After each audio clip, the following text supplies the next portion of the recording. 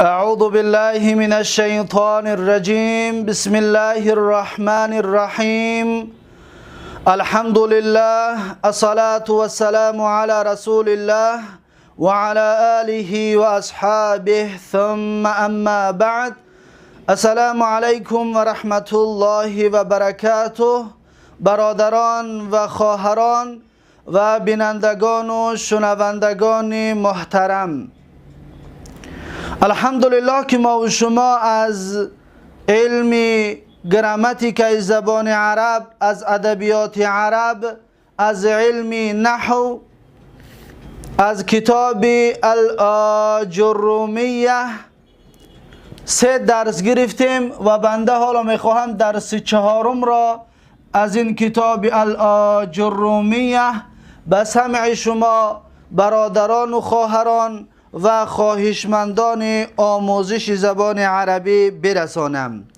پس درس امروزه ما و شما از اینجا شروع می شود که صاحب کتاب می گوید که وللنصب 5 علامات، یعنی که نصب همگی 5 علامات دارد، 5 نشانه دارد.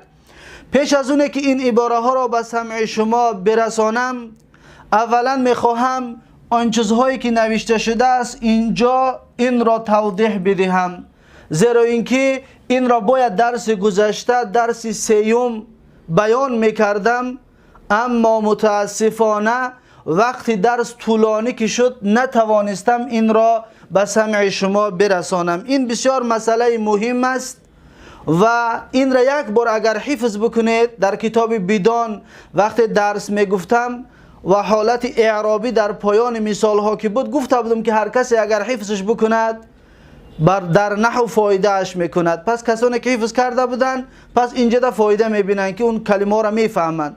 کسانی که حفظ نکرده بودن اکنون بیاید حالا بنویسید آن چیزهایی که من میگویم شما بنویسید. ببینید این فعل مضارع است، زمان آینده. ینصرو، ینصرو، دقت بدید، ینصرو فعل مضارع است. میگوید که ینصرو زیدون عمرن، یعنی که نصرت میدهد، یاردم میدهد زید عمر را. اکنون دقت بدید این را چطور تحلیل میکنیم، این تحلیل را حفظ بکنید. میگوید که ینصرو فعل مضارع مرفوع، دقت بدید، فعل مضارع مرفوع برای آخرش رفع است، یعنی ضمه، مرفوع علامت رفعی الضمه. ببینید لتجرده، این کلمه را اضافه میکنید، لتجرده عن الناصب والجازم، یعنی چی؟ دقت بدید این کلمه ها را. میگیم فعل مضارع یعنی که فعلی زمان آینده است، مرفوع آخرش رفع دارد و علامت رفعه الضمه الظاهره و نشانه رفعش ضمه ظاهره، چطوری که شما میبینید لتجرده عن الناصب والجازم. برای چی مرفوع است؟ یک کس بگوید میگه لتجرده، برای خالی بودنش از ناصب و جازم. حالا ما حرفای داریم که حرفای ناصبه است، مثلا ان، لن. ببینید در اولش ان و لن نیست. و همچنین لتجرده عن الناصب والجازم، همچنین در اولش جازمه هم نیست، لم، لم جازمه هم نیست. از همین حساب فعل مضارع چی شد؟ مرفوع شد. پس این را این طور توضیح دیگر نمیدهم، از این حساب دقت بدید. ینصر فعل مضارع مرفوع و علامت رفعه الضمه الظاهره لتجرده عن الناصب والجازم. پس ما حالا این فعل مضارع را اعرابش را خلاص کردیم. دقت دادید؟ پس زیدون فاعل مرفوع، ببینید فاعل مرفوع، ببینید فاعل است، مرفوع است و علامت رفعه الضمه الظاهره، ضمه ظاهره را ببینید و علامت رفع الضمه الظاهره لانه اسم مفرد و علامت رفع الضمه الظاهره لانه اسم مفرد. درس گذشته ما گفتیم که اسم مفرد آخرش ضمه ظاهره میگیرد، ضمه میگیرد، آخرش ضمه میگیرد. در اینجا ده آخرش ضمه ظاهره است. اما امرن چی هست؟ موضوع درس امروزه همون است که بعداً بیان میکنیم. حالا برای ما این مهم نیست. دقت دادید که این را پس این با آخر رسید. میگذاریم در دوم مثال. یخشا زیدون. دقت بتید. یخشا زیدون. یخشا زیدون یعنی میترسد زید یا خشوع میکند زید. دقت بتید. یخشا با مثل همین فعل مضارع. ببینید فعل اینا میگیم فعل مضارع، اینا میگیم مضارع مرفوع، اینا میگیم مرفوع لتجرده عن الناصب والجازم. دقت دادید. فعل مضارع مرفوع و علامت رفعه الضمه المقدره. میگیم الضمه المقدره على الالف. الضمه المقدره على الالف یعنی ضمه مقدره بر الف است. این الف را دیدید ضمه مقدره است. الف حرکت قبول نمی کند، از این حساب ضمه مقدره می شود. ضمه المقدره على الالف لانه معتل الاخر بالالف. یا میتونیم بگیم که فعل مضارع مرفوع و علامت رفعه الضمه المقدره لانه معتل الاخر بالالف. این طور این کلمه را در ذهنتون بگیرید.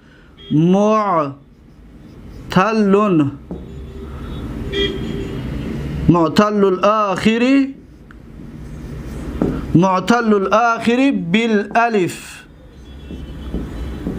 بالالف یعنی معتل حرف علت دارد آخرش، همون حرف علت چی است؟ الف است. از این حساب فعل مضارع علامت رفعش ضمه مقدره هست. علامت رفعش چی است؟ ضمه مقدره. یخشا اینجا ده پس بگه که به خاطر چی آشکار نشد؟ میگیم که منع من ظهورها التعذر. تعذر چطوره که در اسم میگفتیم تعذر یعنی ناممکن بودن. اما این اگر اسم باشد تعذر رو در اسم های میگیم که اونها اسم های مقصور هستند، به مثل دنیا، موسی، او را نامش اسم منقوص است، اسم مقصور است، اسم مقصور. اما در فعل یخشا را ما فعل مقصور نمیگیم، بلکه میگیم معتل الاخر بالالف. معتل الاخر بالالف. دقت داده کن در اسم چی میگفتیم، در فعل چی میگفتیم، لیکن در تحلیل کردن میگیم که منع من ظهورها التعذر یعنی حرکت آخر. اینجا ببین آشکار شد. اینجا چرا آشکار نشد؟ زیرا که ناممکن است آشکار کردن حرکت در حرف الف. دقت دادید. پس زیدون فاعل مرفوع و مثل همین و علامت رفع الضمه الظاهره لانه اسم مفرد. خب اینم خلاص کردیم. میگذاریم در سیومش. یرمی زیدون. دقت بتید. یرمی زیدون السهم. اکنون یرمی زیدون السهم اعراب یعنی میپرتاید زید تیر را یا نیزه را. میپرتاید زید نیزه را. اکنون دقت بتید. یرمی همچنین به مثل همین ها هست. فعل مضارع مرفوع. تو همینجا را میگویم فعل مضارع مرفوع لتجرده عن الناصب والجازم و علامت رفعه. اكو میگیم و علامت رفعه الضمه المقدره. الضمه المقدره منع من ظهورها الثقل. در اینجا چی میگویم؟ در اینجا ثقل میگویم لانه معتل الاخر. با مثل همین میگیم لانه معتل الاخر. اینجا بالالف بود، در این نویسیم که بالیاء. معتل الاخر بالیاء زیرا که در آخرش حرفی چی است؟ حرف یا است. حرف یا در حرکت آشکار نمی شود در حالت رفع. دقت بدید. حالت رفع در آشکار نمی شود، به مثل که در اسم مقصور در اسم منقوص گفته بودیم، به مثل القاضی گفته بودیم دو حالتش حرکتش تقدیری می شود، یک حالتش ظاهری می شود. القاضیه در حالت نصب باشد حرکت آشکار می شد، اما در حالت رفع و جر حرکت چی می شد؟ تقدیری می شد. می گفتیم که لثقل یعنی برای وزمین بودنش عرب ها تقدیریش کردن. ببینید می شود که ما بگوییم که به زبان گفته می شود یرمیو. ببینید یرمیو، اما عرب میگه که نه این برای ما قین است، وزمین است. از این حساب ما میگیم یرمی. خلاص یرمی. از این حساب اینجا را چی میگیم؟ اعراب مقدره. و سبب تقدیر شدنش چی بوده است اکنون؟ ثقل وزمینی. خب این نامش چی بوده است اکنون؟ یرمی را معتل الاخری بالیاء. معتل الاخری بالیاء. پس میگیم فعل مضارع مرفوع لتجرده عن الناصب والجازم وعلامة رفع الضمة المقدرة منع من ظهورها الثقل لأنه معتل الآخر بالياء. لأنه معتل الآخر بالياء. خب آخرینش یدعو زیدون ربه. یدعو زیدون. ببینید زیدون کلمه ربه. ربه. ببینید یدعو زیدون ربه. اکنون در اینجا این سهم را هم همچنین بیان نکردیم. موضوع درس امروز همون هست. این ربه هم موضوع درس امروز است، بعدا بیانش میکنیم. میگه یدعو زیدون ربه، یعنی که دعا میکند زید پروردگارش را، فریاد میکند زید پروردگارش را. اکنون یدعو و مثل همین سه تا باقی مانده است. ببین میگیم که یدعو فعل مضارع مرفوع لتجرده عن الناصب والجازم. در اولشون ناصب و جازم نیست. لتجرده عن الناصب والجازم وعلامة رفعه الضمة المقدرة منع من ظهورها الثقل. این را همچنین چی میگیم؟ میگیم منع من ظهورها الثقل لأنه معتل الآخر بمثل المعتل الآخر بالواوی. ببینید بالواوی، یعنی معتل الاخر است، در آخرش حرف واو هست. واو هم همچنین دو حرکتش تقدیری می شود. دو اعرابش، حالت رفع و حالتی معذرت میخوام یک حالت رفعش تقدیری می شود. حالت رفعش تقدیری می شود، اما حالت نصبش ظاهر می شود. حالت جزمش این را بعداً بیان میکنیم. یا هم همین طور است، حالت رفعش تقدیری می شود، حالت نصبش ظاهری می شود، دیده می شود. از انشاءالله در این درس بیانش میکنیم. و حالت جزمش با درس آینده انشاءالله یا بعد از درس آینده انشاءالله در حالت جزم چی میاد بیان خواهیم کرد. پس زیدون فاعل مرفوع و علامت رفع الضمه الظاهره لانه اسم مفرد، ربه مفعول به، رب مفعول به منصوب علامت نصب الفتحه الظاهره، رب مضاف هو مضاف الیه. دقت دادید اکنون؟ پس بیایید به درس امروزه میگذاریم. پس اینها را در دفتراتون نوشته و با نامهاشون بدانید. یخشا معتل الاخر بالالف، یرمی معتل الاخر بالیا، یدعو معتل الاخر بالواو گفته نامها و این طور علامت ها دارد، یا نامهاشون همین طور می باشند در فعل. اما در اسم بیان کرده بودیم که اونها چی میشد؟ منقوص یا مقصورش میگفتند. اکنون بیایید درس امروزه را ببینیم. صاحب کتاب میگوید که ولی نصب 5 علامات، یعنی که نصب همگی 5 علامات دارد. اینو در اول ما بیان کرده بودیم. در اول یادتون باشه گفته بودیم که نصب 5 علامات داره. یک تای این اصلی است و 4 تاش فرعی هست. اکنون بیایید اکنون یک تای اصلی چی است و 4 تای فرعی چی است و در کجاها میآید این را یک تا به یک تا بیان خواهیم کرد. میگوید که ولی نصب 5 علامات، میگوید که نصب همگی 5 علامات دارد. ببینید یکمش چی است؟ یکمش در اینجا می نویسیم که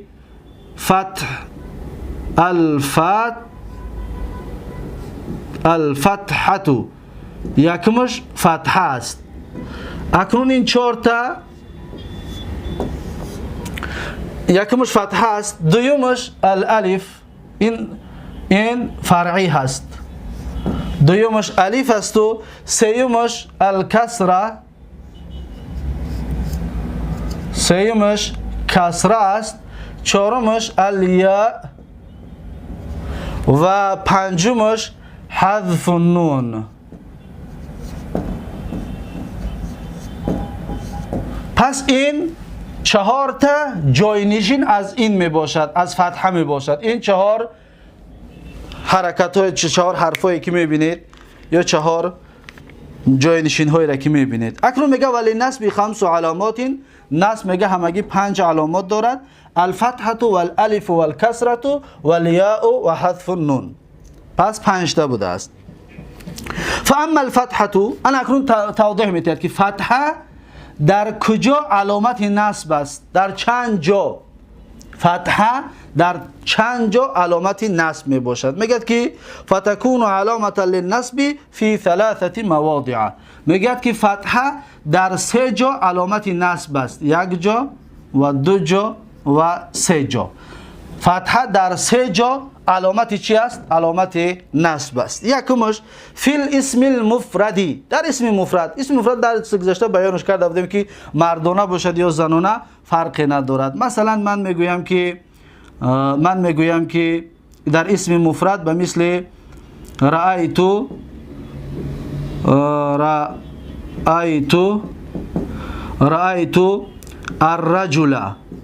رأیت الرجل. ببینید رأیت الرجل، اکنون رأیت الرجل، رأیت فعل و فاعل است، رأیت فعل و فاعل است در تحلیل، و رجل مفعول به است. ببینید مفعول به منصوب و علامت نصب الفتحة الظاهره دیده می شود. رأیت الرجل، رجل مفعول به منصوب و علامت نصبه الفتحة الظاهره. ببینید فتحه ظاهره دیده می شود. پس این اعراب ظاهری است.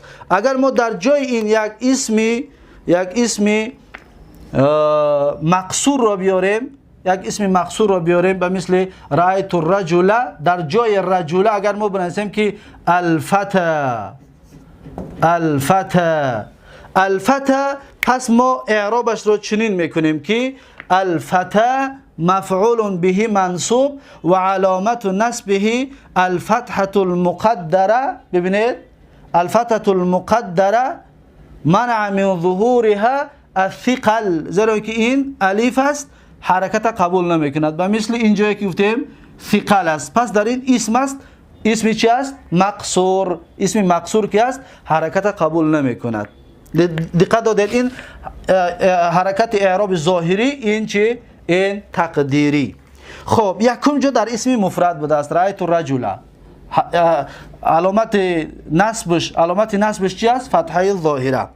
دوم چی؟ و جمع تکسیر. دوم جمع تکسیر همچنین علامت رفعش چی میشده است؟ مثلا رأیتو یعنی دیدم الرجال، مثلا الرجال. دقت دادید رأیت الرجال یعنی دیدم مردها را. اکنون رجال مفعول به است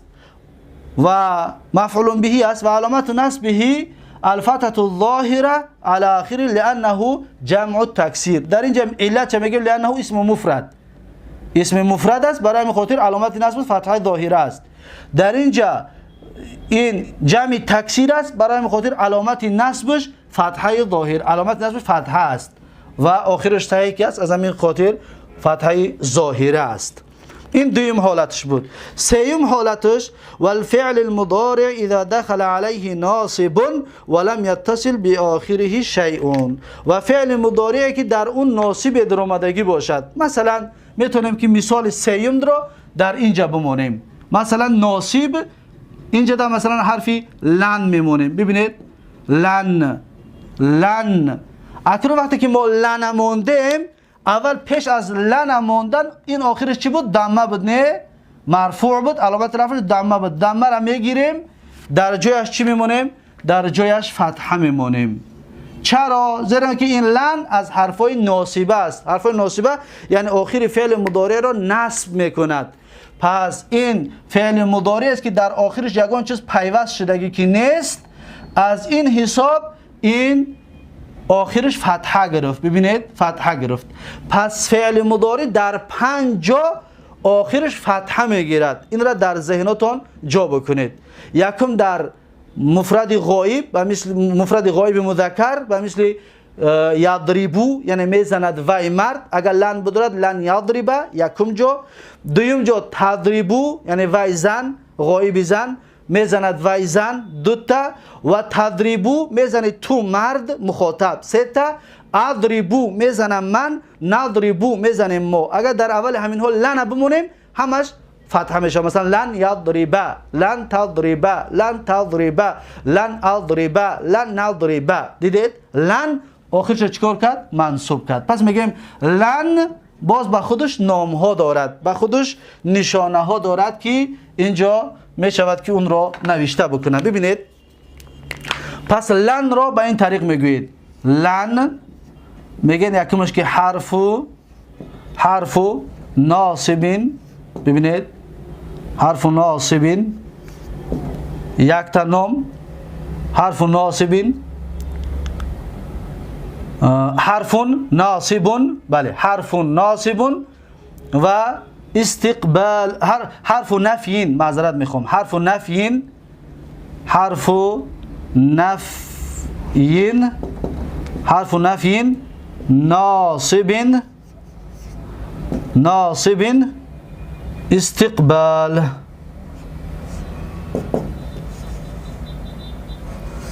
دیدید استقبال. پس این همین حرف انا همین قدر چیزها را اجرا کرده سای. نفی، ناصب، استقبال. پس نفی، ببینید نفی یعنی چی؟ یعنی که ما اگر لن نباشد میگیم یاردم میکند. لن آمد نفی کرد، میگه یاردم نمیکند. لن چکار کرد؟ یاردم نمیکند، نفی کرد. یکم برای خاطر حرف نفیینش میگیم. ناصبش میگیم برای چی؟ به خاطر آنه که این ینصرو آخرش ضمه بود، لن آمد ینصوره شد، آخرش فتحه شد. از این حساب میگیم ناصب، یعنی که آخرش نصب میکند. نصب در اینجا چی است؟ فتحه است. دیدید که فتحه کرده. و سیمش استقبال هست. استقبال یعنی چی؟ یعنی که فعل مضارع دو حالت در بر میگیرد. ینصرو، مثلا بگم که ینصرو زیدون عمرن، یعنی حالا یاردم کرده ایستاده از زید عمر را، این حالا است. و یا که میشه ترجمه کنیم که ینصرو زیدون عمرن، در آینده یاردم میکند زید عمر را. ببینید دو حالت، حالت حالا یا در آینده. اما اگر لن که در آمد دیگر لن ینصوره حالا را در بر نمیگیرد، آینده را در بر میگیرد. برای خاطر میگیم استقبال، یعنی در آینده. برای خاطر چیش میگن؟ استقبال. پس نفی، ناصب، استقبال برای لن باید گفته شود و هر یک تا اینها را در ذهنتون جا کنید که چه معناها داشته است. اکنون صاحب کتاب گفت فعل المضارع اذا دخل علیه ناصب ولم یتصل بآخری شیء گفت و در آخرش یگون چیز پیوست شدگی نباشد. بیاید در اینجا آن چیزهایی که پیوست می شود اونها رو برای شما نوشته بکنم، یعنی که در آخر فعل مضارع چی چیزها پیوست می شود. دقت بدید که در آخر فعل مضارع 5 چیز پیوست می شود. آن 5 چیز چی است؟ دقت بدید. یکم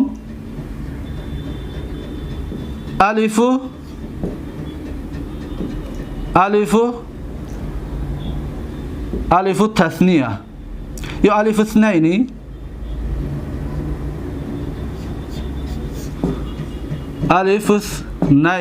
الف اثنین. دویم واو جماعه،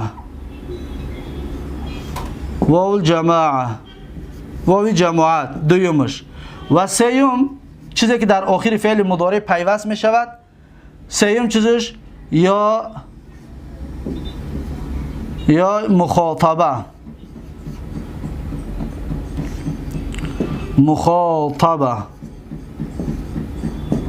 یا مخاطبه. و چهارم چیزی که در آخر فعل مضارع پیوست می شود نون ایناث. و پنجم آخرین چیزی که در آخر فعل مضارع پیوست می شود این نون توکید است. نون توکید. دقت دادید؟ انا همین 5 چیز در آخر فعل مضارع اگر پیوست باشد علامت نصبش فتحه نمی باشد. دقت دادید؟ اگر انا همین 5 چیز پیوست باشد. پس مثال هایش، مثلا میتونیم مثال هایش در بنویسیم الف اثنین مثلا یضربانی، یضربانی. انا همین الف که میبینید نام همین الف اثنین ای، یعنی الف دو کسه میزنن آنها دو کس ما همین الف گرفتیم در بدون با تفصیل اینها را بیان کردگی بودیم. پس یضربان یعنی الف اثنین ای، یعنی دو کس.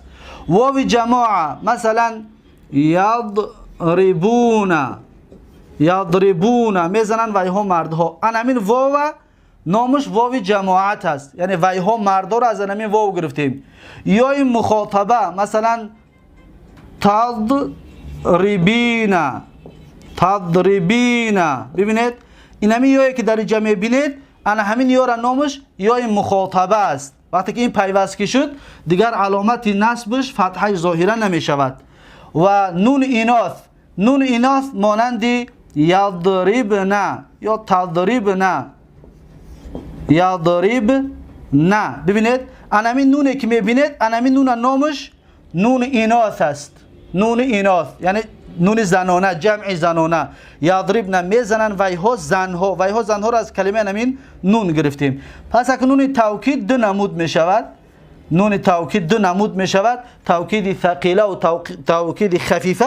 اینها را انشاءالله بعد در جای خودش بیان خواهیم کرد، اما شما این را در ذهنتان داشته باشید. پس اکنون فهمیده که ولم یتصل به آخری شیئون و پیوست نشده باشد در آخر فعل مضارع یگان چیزه، یعنی همین پنج چیز. همین پنج چیز پیوست شدگی که نباشد علامت نصبش فتحه می شده است. علامت نصبش چی می شده است؟ فتحه.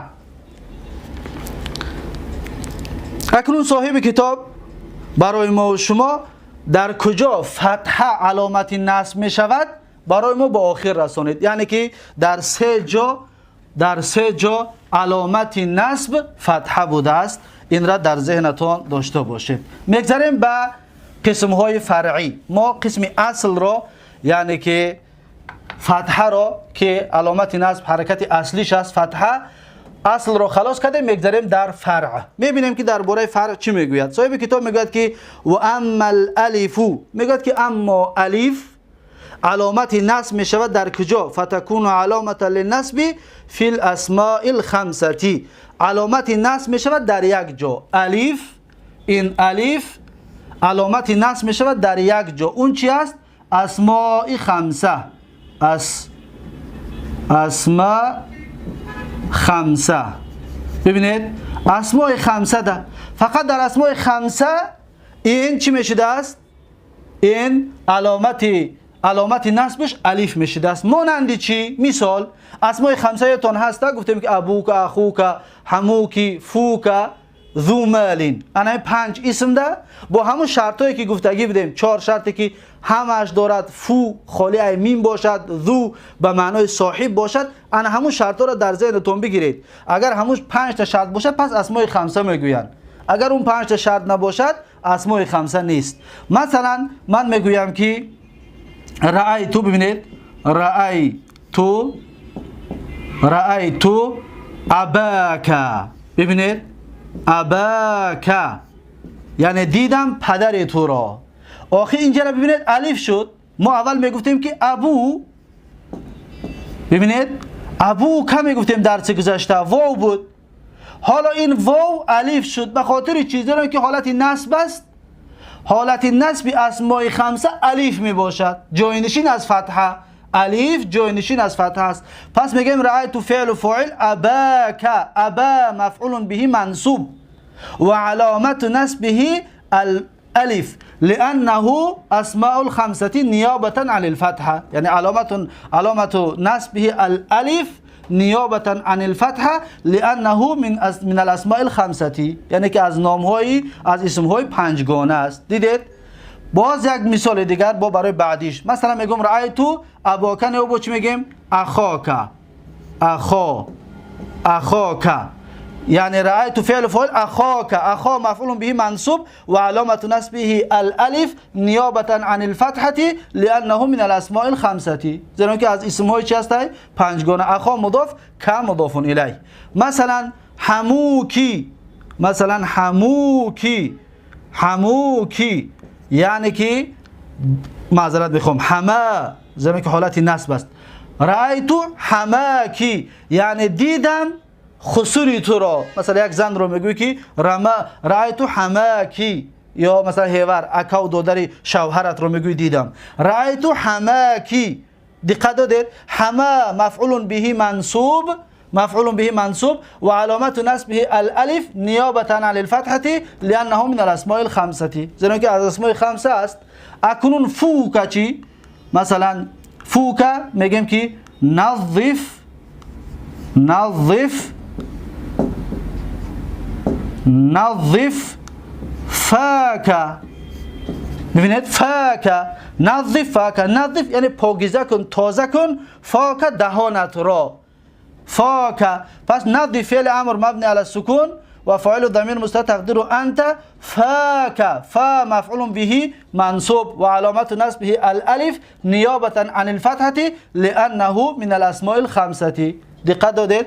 مثلا ذو مالین ده میتونیم بگیم که رأیتو، در اینجا بنویسیم که رأیتو ذا، ذو با واو نمیگیم، با الف مینویسیم ذا، ذا المالی، ذا المالی یعنی دیدم صاحب مال را. ذا مفعول به منصوب و علامت نصبه الالف نیابة عن الفتحة لانه من الاسماء الخمسة و ذا مضاف، المال مضاف الیه مجرور. پس انا همین طور اسماء خمسه می باشد. دقت دادید؟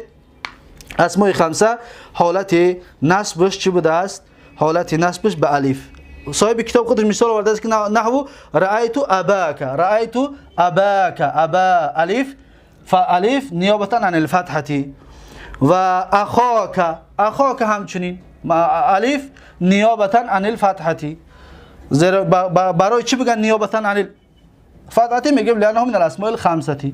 این علت رو میاریم لانه من الاسماء الخمسة. اکنون حالت جاینشینی الف از فتحه همچنین به آخر رسید، همچنین این حالت هم به آخر رسید. میگذاریم به حالت دویومه که جاینشین از فتحه می شود که اون چی است؟ اون کسره است، اون کسره می باشد. صاحب کتاب در اینجا میگوید که و اما الکسرة، اما کسره، ببینید کسره جاینشین از فتحه می شود، کسره جاینشین فتحه است. در کجا؟ فتكون علامة للنصب فی جمع المؤنث السالمی. فتحه کسره جاینشین از فتحه می شود در یک جا، اون چی است؟ جمع مؤنث سالم است. جمع چی است؟ جمع مؤنث سالم. ببینید مؤنث سالم، جمع مؤنث سالم. جمع مؤنث سالم ما شما درس گذشته به تفصیل بیان کردیم که در زبان عربی سه نمود جمع است. جمع مذکر سالم با واو و نون یا یا و نون جمع می شود و جمع مؤنث سالم در آخرش یک الف و ت زیادتی می شود و جمع تکسیر که سه تقسیم می شد. پس جمع مؤنث سالم حالت نصبش با چی می شده است؟ با کسره نیابة عن الفتحة. مانند چی؟ مثلا من میگویم که رأیتو،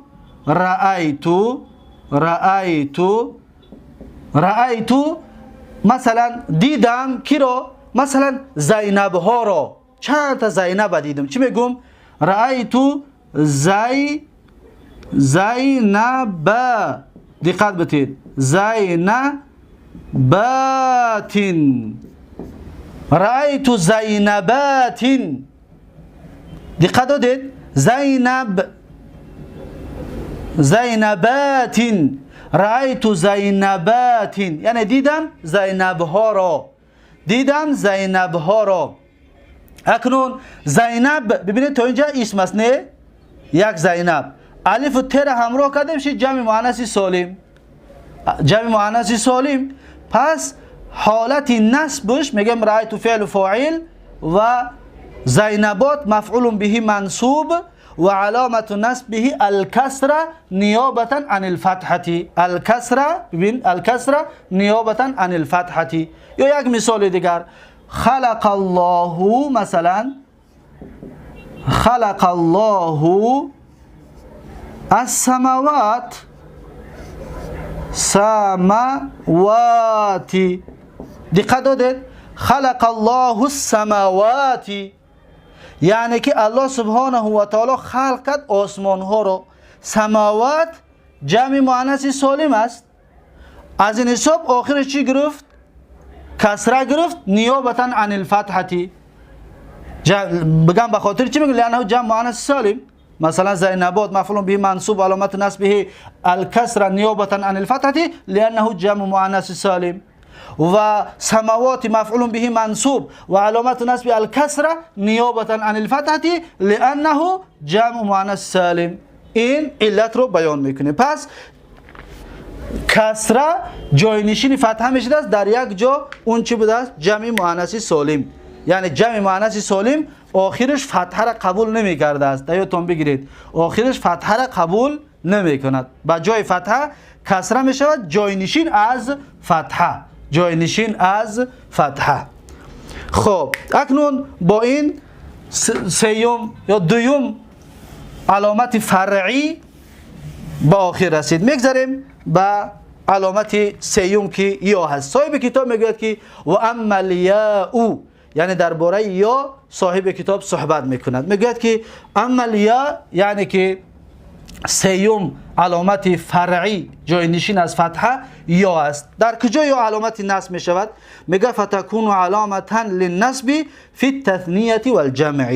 اکنون یا میگه علامت نصب می شود در دو جا، در تثنیه در جمع. در دو جا علامت نصب می شده است. مانند رأیتو، دقت بتید، رأیتو المسلمین، رأیتو المسلمین. در جمع مؤنث سالم هم یا جاینشین از فتحه می شود. مانند رأیتو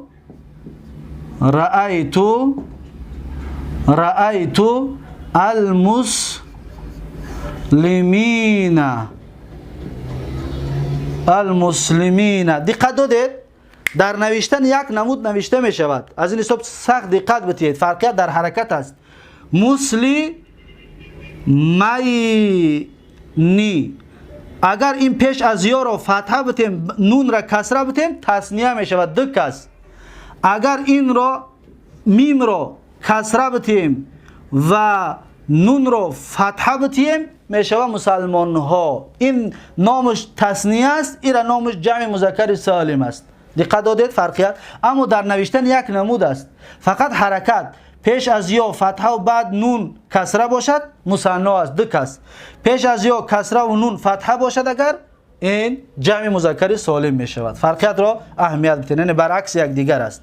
اول فتحه و دوم کسره باشد مثنی است، اول کسره و دوم فتحه باشد اگر جمع مذکر. این جمع است. اما در اینجا گفت جمع و دوامش را نگفت که جمع مذکر سالم. زیرا که ما خوانده بودیم که جمع سه نمود می شود: جمع مؤنث سالم و جمع مذکر سالم. جمع مؤنث سالم اکنون علامت نصبش کسره بوده است، جای نشین فتحه.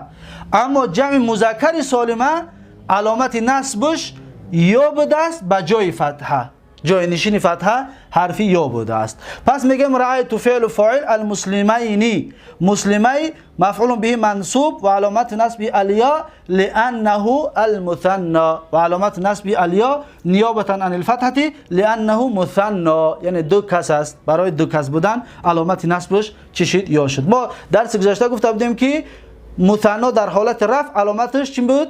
الف بود. مسلمانی میگفتیم، مثلا جاء المسلمانی. اما این حالت نصب که هست با یا می شود، علامت نصبش چی بوده است؟ یا. اما رأیت المسلمین، رأیت فعل فاعل مسلمین مفعول به منصوب علامت نصبه الیا علامت نصبه الیا نیابتا عن الفتحه لانه جمع المذکر سالم، زیرا که جمع چی است؟ مذکر سالم است. پس با همین هم یا با آخر رسید.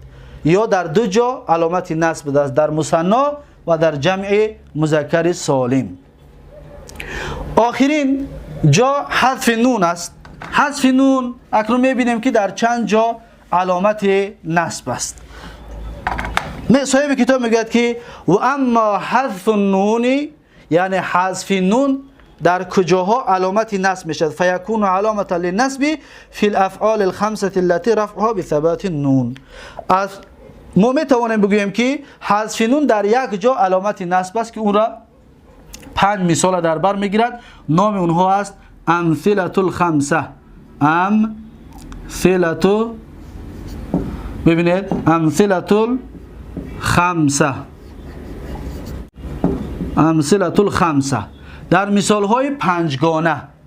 درس گذشته گفته بودیم در امثله خمسه علامت رفع ثبوت نون بود، مانندی یضربانی، تضربانی،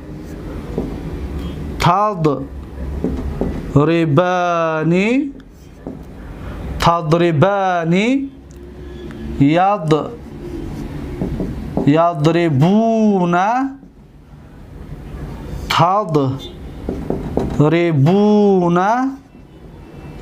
تضربون،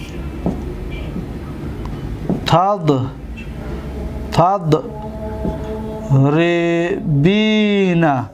دقت بتید تضربین، انا همین نامش امثله خمسه است. در حالت رفع گفتیم ما علامت رفعش ثبوت نون است، این اونها را میمونیم میشوه علامت رفع. اما در حالت نصب میگه حذف نون. حذف یعنی اودلید کردن، از بین بردن نون. نون از بین بگیر. مثلا ناصبه را میاریم لن، میگیم لن یضربا، نون از بین بر رفت. لن یضربا، دقت دادید؟ لن یضربا، نون از بین رفت، حذف نون.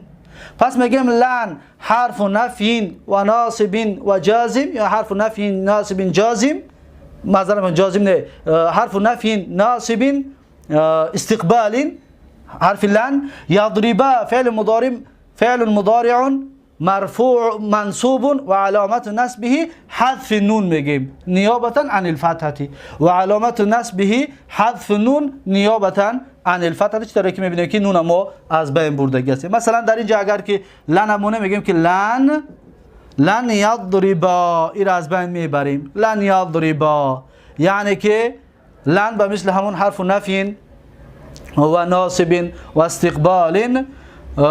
تضربا فعل مضارع منصوب بلن و علامت نصب حذف النون نیابتا عن الفتحه لانه من الامثله الخمسه، لانه من الامثله الخمسه، به خاطر آنه که حذف نون شده است که از امثله خمسه است. مثلا یضربون، اگر لن موندیم چی میگیم؟ لن یضربو، نون از بین میبریم، در جای این یک الف رو میاریم میمونیم. لن یضربو، این الف در کتاب بیدون با تفصیل بیان کردگی بودیم، نامش هم گفتگی بودیم، نامش الف فارقه بود. لن یضربو، لن تضربو، اگر جدم لا نبیاریم نون از بین میبریم، یک الف میاریم میمونیم. در اینجاش هم به مثل همین لن تضربی، این را از بین میبریم و خلاص در آخرش یا میآید. لن تضربی، لن تضربی یعنی که نمیزنی تو زن. پس میگیم که لن حرف نفی و نصب، حرف نفی و نصب و استقبال. تضربی فعل مضارع منصوب بلن و علامت نصب حذف النون نیابتا عن الفتحه لانه من الامثله الخمسه، و یا ضمیر متصل مبنی على السکون في محل رفع فاعل. گفته اینطور باید که الف مبنی على السکون في محل رفع فاعل. تضربا الف همچنین فی محل رفع فاعل، واو جماعه مبنی علی السکون فی محل رفع فاعل، و این شم همچنین واو جماعه فی محل رفع فاعل. این یا فی محل رفع فاعل گفته اینطور اعراب کرده می شود و اینطور تحلیل کرده می شود. اکنون صاحب کتاب میگوید که و اما حذف النون فیکون علامه للنصب فی الافعال الخمسه، در افعال خمسه حذف نون علامت چی است؟ علامت نصب است نیابتا عن الفتحه التي رفعها بثبات النون. درس گذشته را اکنون در یادمون آورد. همون امثله خمسه ای که میگد درس گذشته بیانش کردیم که حالت رفعش ثبوت نون بود. نون ها که باشن علامت رفع است و نون ها را که از بین بردیم علامت چی می شود؟ علامت نصب می شود. حذف نون علامت چی بوده است؟ نصب. پس این هست درس امروزه ما و شما، درس چهارم از کتاب الاجرومیه. اکنون در آخر باز این مثال ها را یک بار دیگر به یادتون بیارم که لن رو ما آوردیم، ینصوره، لن آخر فعل مضارع نصب کرد، زیدون امرن، ببینید منصوب شد و علامت نصب الفتحه، ببینید حرکت اصلی است. الفتحه برای چی؟ لانه اسم مفرد، زیرا که اسم مفرد است. اسم مفرد حالت نصبش فتحه چی میشود؟ ظاهره میشود. اکنون میگیم که لن، ببینید لن یخشا زیدون، یعنی نمیترسد، خشوع نمیکند زید. لن یخشا زیدون، این همین حالت میشود. میگه منصوب و علامت نصبه الفتحه المقدره. الفتحه المقدره منع من ظهورها التعذر لانه معتل الاخر بالالف. معتل الاخر بالالف. چطور که اینجا نوشتگی بودیم یرمی. اکنون لن که آوردیم چی میگیم؟ لن یرمیه. دیدید حالت نصبش چی میشود؟ آشکار میشود. حالت نصب آشکار میشود. لن یرمیه. پس لن حرف نفی و نصب و استقبال. یرمیه فعل مضارع منصوب بلن و علامت نصبه الفتحه الظاهره. علامت نصبش چیه؟ فتحه ظاهره است. دیدید؟ اکنون یدعو، لن که آوردیم لن یدعو، اکنون کلمه ربه را میگیریم. مثلا لن یدعو زید القبر، مثلا القبر. القبر یعنی چی؟ یعنی که طلب نمیکند زید قبر رو. زید از مرده و از مردگی ها طلب نمیکند، از قبر و از مزارها طلب نمیکند. لن یدعو، دیدید؟ لن یدعو، لن حرف نفی و نصب و استقبال. یدعو فعل مضارع منصوب بلن و علامت نصب الفتحه الظاهره، فتحه ظاهره شد. اکنون معلوم شد که حالت رفعش هر دینها فتحه، علامت رفعش ضمه مقدره می شده است، ضمه مقدره، اما حالت نصبش ظاهر می شده است. چطوری که شما دیدین لن یرمیه لن یدعو. دقت دادید؟ لن یدعو یعنی که لن یدعو زید القبر. القبر مفعول به منصوب و علامت نصبه الفتحه. علامت نصبش چی است؟ الفتحه است. سهم همچنین، سهم مفعول به منصوب و علامت نصبه الفتحه. پس این بود درس امروزه ما و شما، درس چهارم از کتاب الاجرومیه. پس این درس را در اینجا به پایان میرسانم. تا درس آینده یک و یک شما رو به الله تبارک و تعالی میسپارم. هر کجایی که باشید سلامت و موفق و سربلند باشید. السلام علیکم و رحمت الله و برکاته.